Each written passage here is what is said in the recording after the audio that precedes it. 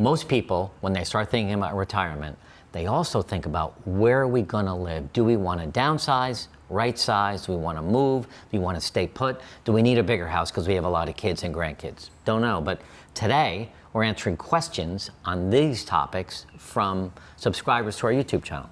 And it's a big thing. We get these questions a lot about where to go, what to do, what's happening in each individual state, whether it's what's happening politically or with taxes or, X, Y, and Z. So I think these are good questions for us to answer. Yep. Okay. And before we go forward, there's a retirement checklist we want you to get. It's down below. It's free. Download that. The main reason right now is so we want to get your email address because Jody and I are going to start a series of webinars online on Zoom starting in April, and we want you to have the availability to come on those and be able to ask us some questions ahead of time to see if you want to actually hear from us on the go what's happening. And that's going to lead into a brand new coaching program we're starting in September around the 7 pillars of our retirement: physical wellness, mental wellness, relationships, spouse-partner relationship, active philanthropy, lifelong learning, and our spiritual journey. We have totally revamped and rebuilt everything that we're doing in Retirement Transformed, and we're rolling this out in September. So make sure we have your email so you'll know about it. So let's get to the questions. Here's the first question from ACD1217, whoever that is, on the YouTube. Yep. Have been considering Naples, which is nearby. Do you have any thought on the difference with Marco? Sure. First of all, Marco is an island, and it feels like island life, and it's small, concentrated area. 3 miles by 6 miles. You get on and off it by 2 bridges, one on the north end, one on the south end. We have 3 or 4 little shopping districts, and then some spattering of other places to shop with marinas, great restaurants, great food, beautiful beach. If you own on Marco, there's a residence beach. Right. We actually, we'll probably talk about a video we did on that at the end, but we love it here. It's a little more expensive.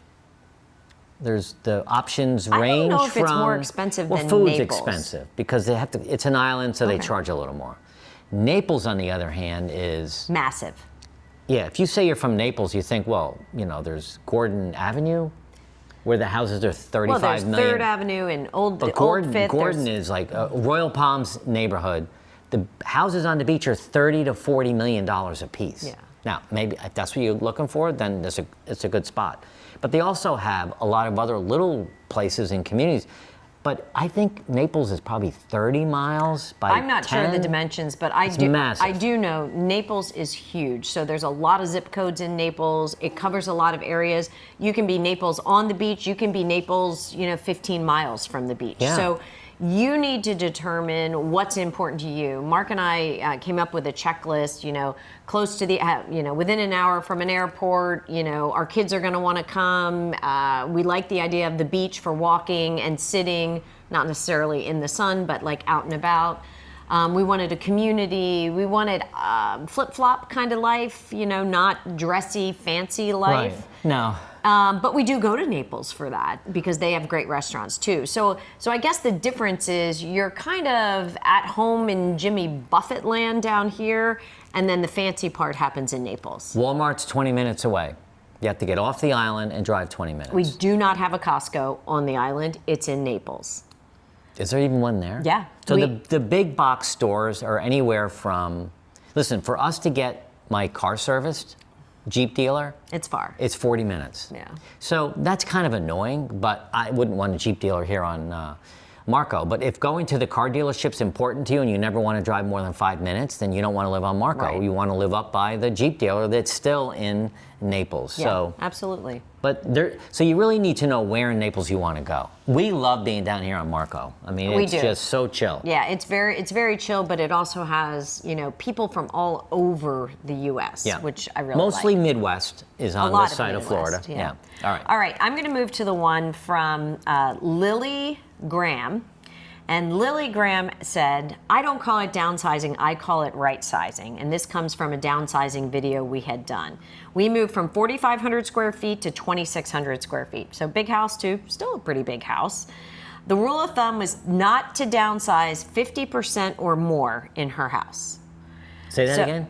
The rule of thumb was not to downsize 50% or more. So Okay. she stayed right under the 50%. Okay. This was the best move we ever made. The upkeep is a lot more on the bigger house, and it was much more responsibility, and our property taxes have gone down over $16,000. I enjoyed your downsizing video. And I have to tell you, downsizing is a very challenging topic for a lot of our clients. One person wants to downsize, the other person doesn't. Now you have where you had maybe 3 kids and 2 adults living in a house. Now you have 2 adults living in a 5-bedroom, 4-bathroom house with big living space, maybe a finished basement and an acre for you to take care of. It all depends on what you want to do and how you want to utilize your space moving forward. Mark and I have 6 kids with 6 significant others and 2 grandkids. We will never have a house big enough to house everybody under one roof At the same that we time. own. Yeah. We can rent houses big enough to do that, but we can't own a house big enough to do that because, 75% of the time, it's just the 2 of us and little Ruby. So I think, here's a couple of things that come to mind when you think about downsizing. So if you need room because you have 4 kids and 2 grandkids, you have to think, how often do all of them come at the same time?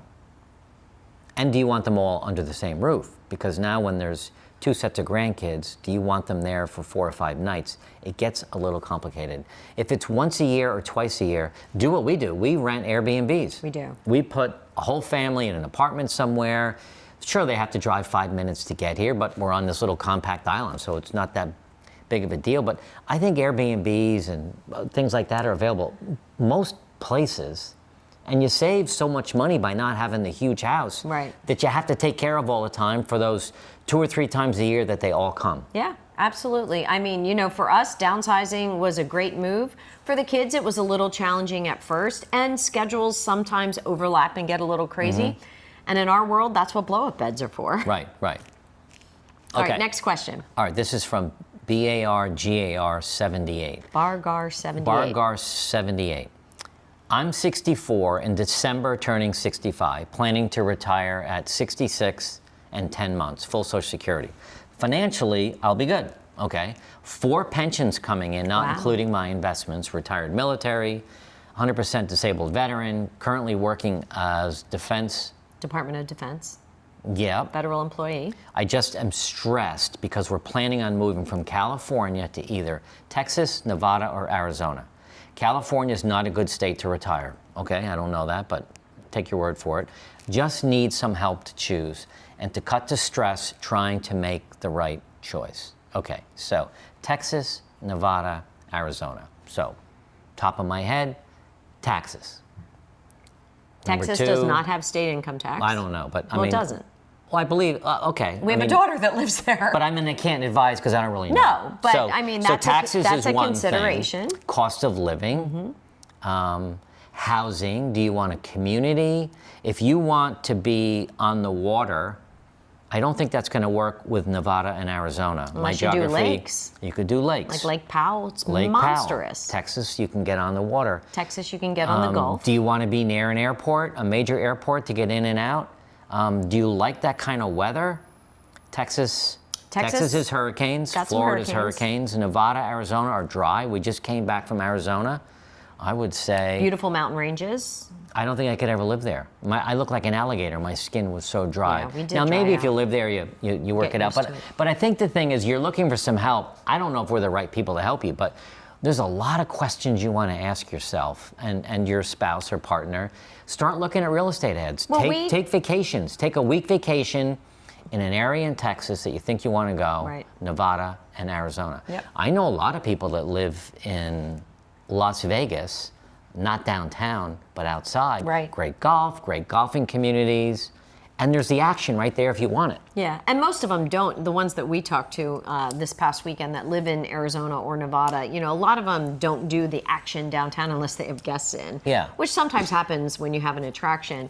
What I would say is fundamentally you and your spouse need to figure out what's important to you in terms of, logistics, airports, hotels, things to do when people come and visit, because you want people to come and visit.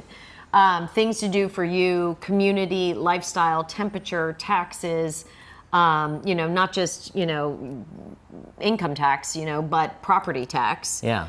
What are you looking for in terms of your environment? Are you looking for a small house? Are you looking for a high rise? Are you looking for a lock and go?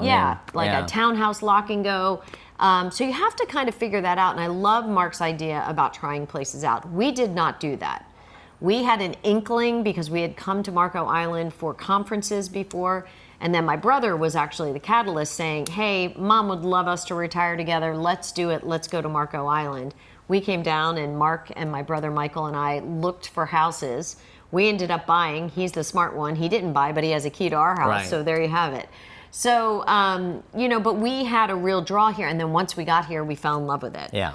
So that's what you want. You want to test a place and then fall in love with it. The only other thing is if you have children, will they want to come visit you in Texas, Nevada, or Arizona? Right. If they don't want to go there, then you say, okay, well, they're not going to come. Then you have to go see them, if you want to go see them. Right. So there's that too.